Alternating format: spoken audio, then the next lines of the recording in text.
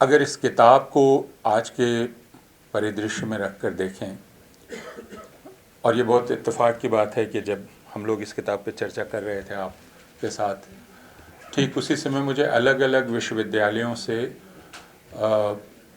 भगवान बिरसा मुंडा पर केंद्रित कार्यक्रमों की सूचनाएं मिलने लगी।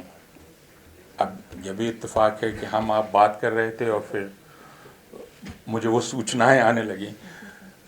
तो लेकिन अगर उन्हें आप देखेंगे तो वे सारी संगोष्ठियाँ एक विशेष परियोजना के तहत की जा रही हैं, जिनमें भगवान शब्द बहुत अहम है। और यह साबित करने का प्रयास किया जा रहा है कि एक विराट विउपनिवेशीकरण अभियान चल रहा है, जिसको डिकोलोनाइजेशन कहते हैं। और इस डिकोलोनाइजेशन प्रोजेक्ट के तहत हम उनकी खोज कर रहे हैं जो ओझल थे। और इसलिए इस समय एक बहुत बड़ा ख़तरा रहता है कि जब आप इस तरह की किताब लिखते हैं तो यह उस पूरी परियोजना के साथ अपना रिश्ता कैसे बनाएगा। और इसलिए इस किताब ऐसी किताबों के साथ अतिरिक्त चुनौती होती है इसके लिखे जाने में कि क्या यह ख़ासकर पिछले 11 वर्षों से, हालांकि यह राजनीति बहुत पुरानी है और उसे आप स्मृति की राजनीति कह सकते हैं, पॉलिटिक्स ऑफ मेमोरी, जिसमें आप एक स्मृति को खड़ा कर रहे हैं एक दूसरी स्मृति को ध्वस्त करने के लिए, और आप एक पूरे समुदाय को या अनेक समुदायों में एक बोध भर रहे हैं जिसको आप वंचना बोध कह सकते हैं, और ये कह सकते हैं कि दरअसल आपकी स्मृति का दमन किया गया है। तो प्रयास किया जा रहा है कि एक स्मृतियों का समुदाय खड़ा किया जाए या स्मृतियों के कई समुदाय खड़े किए जाएं। और जब स्मृतियों के ये समुदाय खड़े होंगे तो क्या ये स्मृतियां एक दूसरे से प्रतियोगिता करेंगी, एक दूसरे से युद्ध करेंगी, या ये कोई साझा जगह बना सकती हैं। एक ख़तरा यह भी है कि यह किताब क्या सिर्फ आदिवासी पढ़ेंगे, क्या यह किताब सिर्फ आदिवासियों के लिए है, या हम किसी साझा, और अभी इस शब्द का उच्चारण करने में भी मुझे बाधा है, लेकिन क्या हम किसी साझा भारतीय स्मृति की बात कर रहे हैं, और क्या यह किताब इसलिए दूसरों की स्मृति को भी समृद्ध करने के लिए आवश्यक जान पड़ेगी। तो मैं पिछले 11 वर्ष से बार बार सोचता हूँ कि क्या अब इस समाज में कोई साझा स्मृति की भूमि रह भी गई है, या हम सब अलग अलग समुदायों में बट जाएंगे जिनकी अब अलग अलग स्मृतियां होंगी और हमें एक दूसरे से कोई लेना देना नहीं होगा। तो ये हो सकता है कि हम अपने पूर्वजों का उत्खनन करें, उनका आविष्कार करें, जिनको दूसरे अपना पूर्वज नहीं मानेंगे। तो जब हम राष्ट्र की परिकल्पना की बात करते हैं, और प्रोफेसर मनोज झा ने ठीक कहा कि दरअसल राष्ट्र, उन्होंने सिर्फ भारत के बारे में कहा कि अभी ये बना नहीं है, लेकिन कोई भी राष्ट्र कभी भी पूरी तरह अंतिम तौर पे कभी नहीं बनता है। हमेशा राष्ट्र बनते रहते हैं, और ये मालूम पड़ता है 400 साल गुजर जाने के बाद, 500 साल गुजर जाने के बाद, कि उनका अभी बनना बाकी है, शेष है। क्योंकि अंततः लोग हैं जो राष्ट्र बनाते हैं, और पीढ़ियाँ बदलती हैं, स्मृतियों के साथ हमारा रिश्ता बदलता है, हमारी कल्पनाएं बदलती हैं। इसलिए राष्ट्र कभी भी स्थिर हो जाएं, भले ही उनका भूगोल स्थिर हो जा सकता है, एक नक्शा, सरहदें तय हो जा सकती हैं, हालांकि वो भी बदल सकती हैं, लेकिन राष्ट्र की कल्पना बदलती है। तो आज से 50 वर्ष पहले हम ये कह सकते हैं कि हम जब बच्चे थे तो हमारे राष्ट्र निर्माताओं में जयपाल सिंह मुंडा का नाम नहीं था। हम ये कह सकते हैं हमारे पूर्वज जयपाल सिंह मुंडा नहीं थे, हमने जो किताबें पढ़ी थी उनमें। लेकिन धीरे धीरे जब हमने किताबें पढ़ना शुरू किया और आगे बढ़ना शुरू हुए तो हमारे पूर्वजों की संख्या भी बढ़ने लगी। लेकिन फिर एक दूसरा प्रश्न है कि क्या हम सिर्फ पूर्वजों की संख्या बढ़ा रहे हैं, और उसके साझा होने से आज की परिस्थिति पर क्या असर पड़ रहा है। जैसे मैंने कहा कि यह खतरा है कि दलित समाज के पूर्वज कुछ होंगे, आदिवासी समाज के पूर्वज कुछ होंगे, आदिवासी समाज में भी विखंडन होगा, अलग अलग आदिवासी समाज के पूर्वज कुछ होंगे। और इसका सबसे बड़ा उदाहरण अभी मणिपुर है, जिसमें आप देख सकते हैं कि दो समुदाय जिनको भारत का शेष हिस्सा एक ही मानता है,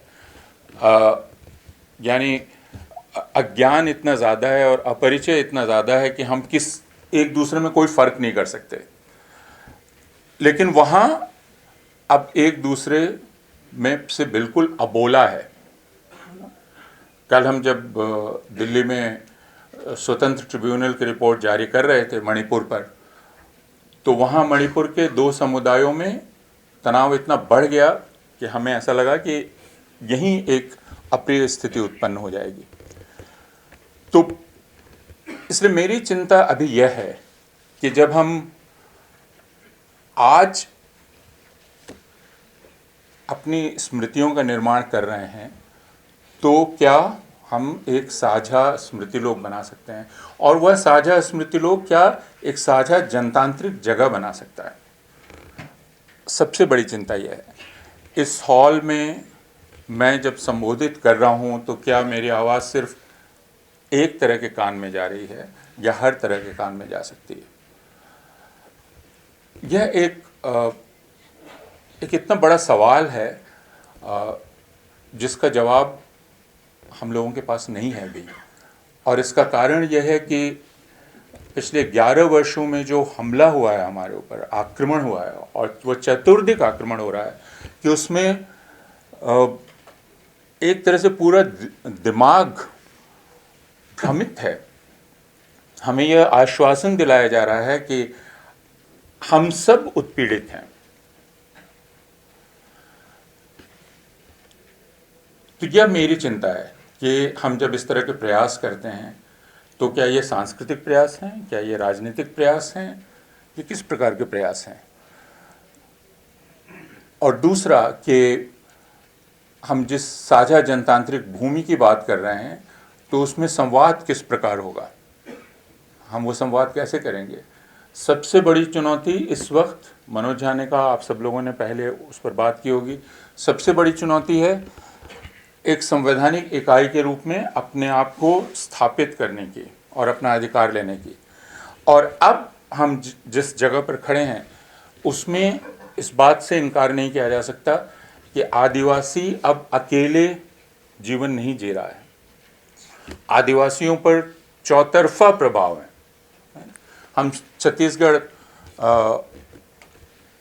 की बात करते हैं और छत्तीसगढ़ में जब आदिवासी ईसाई तनाव देखते हैं, है ना, और उसमें आदिवासियों के रक्षकों के तौर पर एक ख़ास तरह के संगठन को आते हुए देखते हैं और दुविधाएं खड़ी होती हैं, तब हमारी समझ में नहीं आता है कि यदि आदिवासी ये कह रहे हैं कि मैं इस गांव के मरघट में आपको दफन नहीं करने दूंगा क्योंकि आप ईसाई हो गए हैं, और उसको आदिवासी परंपराओं के नाम पर जायज़ ठहराया जाता है, तो हम जनतांत्रिक अधिकार के साथ खड़े हों या आदिवासी परंपरा के साथ खड़े हों। ये मानवाधिकार कार्यकर्ताओं के बीच और दूसरे लोगों के सामने एक बड़ी चुनौती है। छत्तीसगढ़ में इसको लेकर बहस चलती रही है, झारखंड में भी है और जगहों पर भी है। तो इस तरह की किताब को का काम यह है कि वह इस सवाल का सामना करने में हमारी मदद करे। प्रश्न सिर्फ यह नहीं है कि आदिवासियों के अपना राजा था कि नहीं, वो था जैसा कि ऐतिहासिक दस्तावेज बतलाते हैं। वो ये कि आदिवासी आज इन सारी स्मृतियों के साथ, और आदिवासियों की इन सारी स्मृतियों को क्या यह देश अपनी स्मृति मानेगा नहीं, दूसरे आदिवासी को आज आप एक संवैधानिक अधिकार युक्त व्यक्ति के रूप में स्वीकार करने को तैयार हैं कि नहीं, या हमेशा उसकी तरफ से बोलने वाले कुछ और लोग रहेंगे। वो राज्य होगा जो उनको माओवादियों से बचाएगा, माओवादी होंगे जो उनको राज्य से बचाएंगे, या आदिवासी स्वतंत्र रूप से अपने संवैधानिक जनतांत्रिक अधिकार का उपयोग करने योग्य माने जाएंगे, जिनमें उनकी दूसरों से भी साझेदारी होगी। आदिवासियों की खुद अपनी पहचान बदलेगी। वो पहचान कोई ऐसी सुरक्षित बंधी हुई पहचान नहीं होगी जैसे हम में से किसी की नहीं होगी।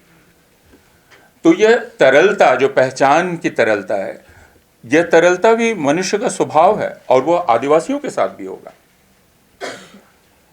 ये सारे प्रश्न हैं जो आज हमारे सामने आ रहे हैं, और जब इस किताब को हम पढ़ें तो हमेशा इस सावधानी के साथ पढ़ें कि हमें अपने आप को स्मृतियों के समुदाय में नहीं बदलना है।